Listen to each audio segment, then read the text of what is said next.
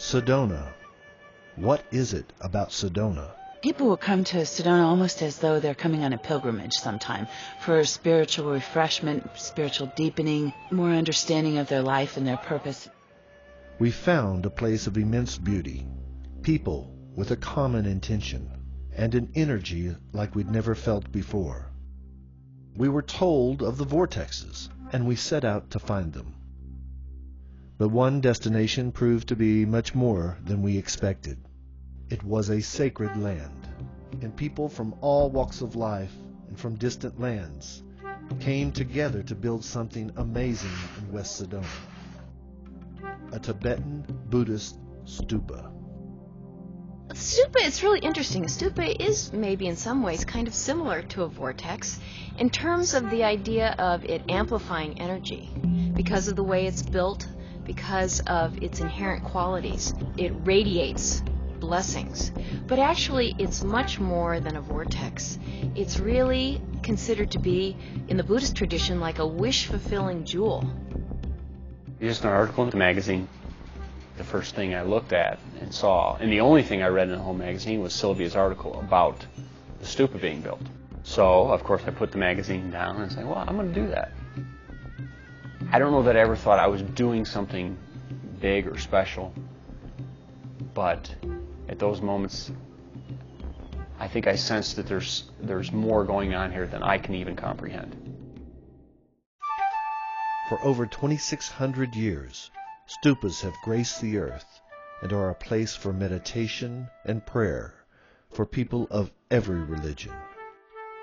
They are the physical embodiment of the Buddha's enlightened mind. It is filled with hundreds of millions of prayers for peace, sacred relics, and ritual objects. I was actually talking to a woman who's Jewish, and she said, well, why a stupa? I mean, why would somebody who's not Buddhist care anything about a stupa?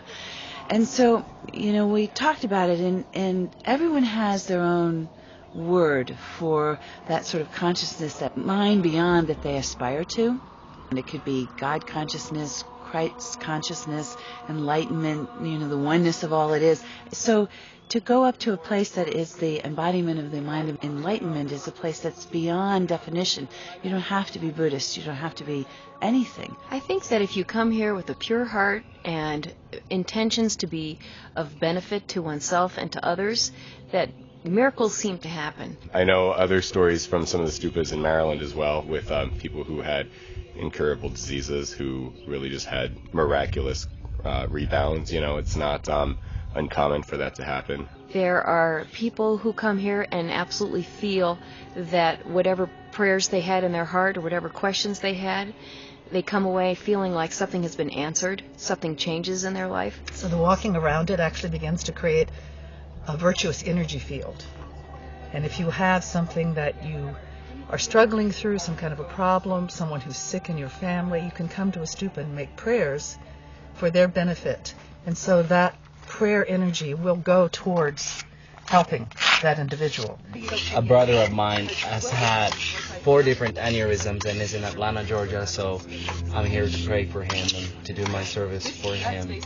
And so they walk around stupas, they make offerings at stupas, that their prayers would be answered, and in that way they make an actual connection to their own enlightened nature. They call it bodhicitta, awakening compassion and wisdom.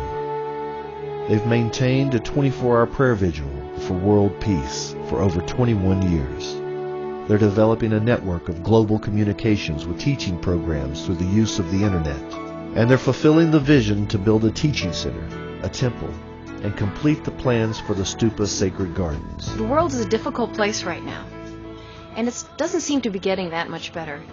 And it really seems as though people need places of spiritual refuge in the world, places where they can go, where they know there's some true spiritual juice available to them, places that they can retreat to, places that they can deepen. But it comes with a price.